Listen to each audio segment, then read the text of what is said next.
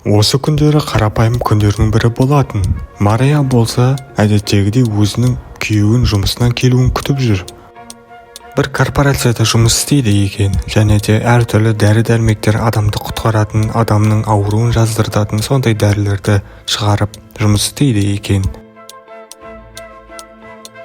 Осылай Қалдыбек те келді. Ол жұмысынан өте керемет көңіл күйде келді. Және де сразу барып өзінің кішкентай сәбиін құшақтай бастады. Негізі Мария күйеуіне жұмысынан келгеннен кейін қолын жууын сұрайтын еді, себебі Қалдыбек лабораторияда жұмыс істейтін болғандықтан, түрлі химияларды қоспалардың арасында жұмыс істейтін болғандықтан қолын жуу міндет еді. Сөйтіп бәрі де керемет көңіл күйде тамақ ішіп ұйқыға жатады. Түнде Мария ұйықтап жатырып, келесі бөлмеден шығып жатырған біреудің жылап жатырған даусын естиді. Бірдеңенің болғанын сезген Мария тездетіп барып күйеуін табуға көшеді. Күйеуінің даусы қайдан шығып жүрмейді. Ол күндері өте керемет ауа райы болғандықтан Бека балық аулауға жалғыз өзі кетіп қалады. Жалғыз өзі керемет өзінің пивесін ішіп әдемі өтіп отқан еді. Бір жаманы балықтар түспей жатырды, себебі мына суда, мына өзенде балық жоқ секілді. Кенеттен қармақты тарта бастады.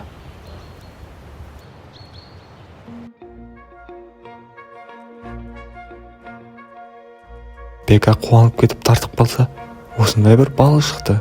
Балық негізі өте үлкен екен, бірақ сырты біртүрлі болып тұрды.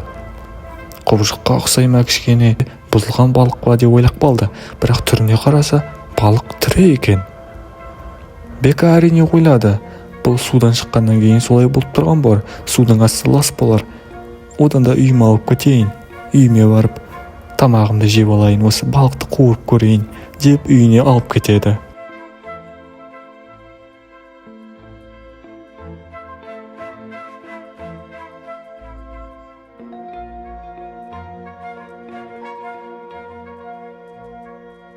Осылай Бека балықты қуырып тастап, жеп тастайды. Өте дәмді болды. Не дейін керемет еді, өзім қабақ едім ғой. Ботсық едім, одан сайын семіз болып кететін болдым ғой. Осылай түн болып, Бека ұйқыға жатады. Түнде кенеттен Бека оянып кетеді. Не үшін оянғанын өзі түсінбеді, бірақ қатты су ішкісі келіп тұрды. Солай Бека асханаға барып су ішеді.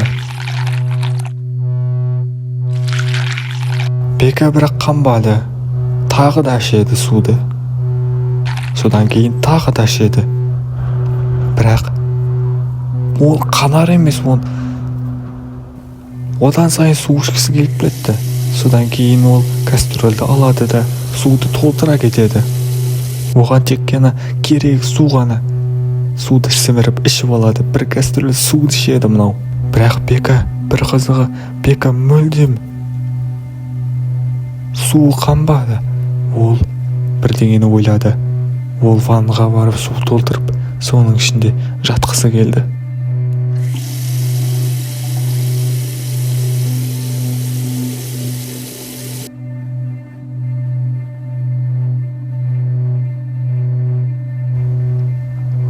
Қауа жетпей жатыр ма, маған не болып кетті? Ё-моё, ішінде жатайыншы. Су керек маған, су. Осылай арада 3 күн өтеді, және де көршілері осы Беканың жоғалып кеткенін байқап, үйге полициялар шақырады.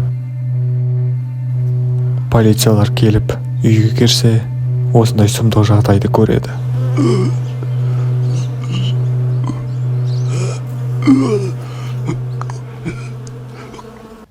Бұл міне алдымызда отырған Нурик. Бұл Нурик деген құрылыс компаниясында бригадир болып жұмыс жасайды.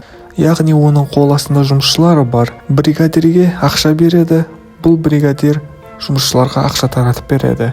Бірақ бұл бригадир Нурик сұқит. Ақшаның бәрін өз қалтасына салады. Себебі ол жұмысшыларға ақша бермей жүрді.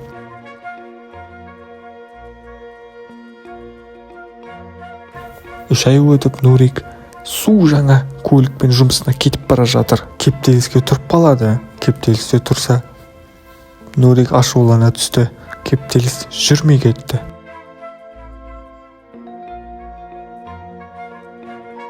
Кенеттен бір шал оның көлігін қаға түседі. Ей, мені таныдың ба?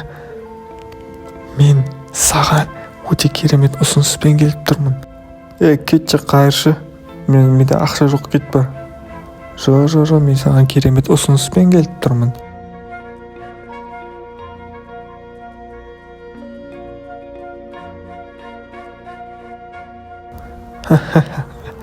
Қайдағы ұсыныс, мынау жарат екен ғой.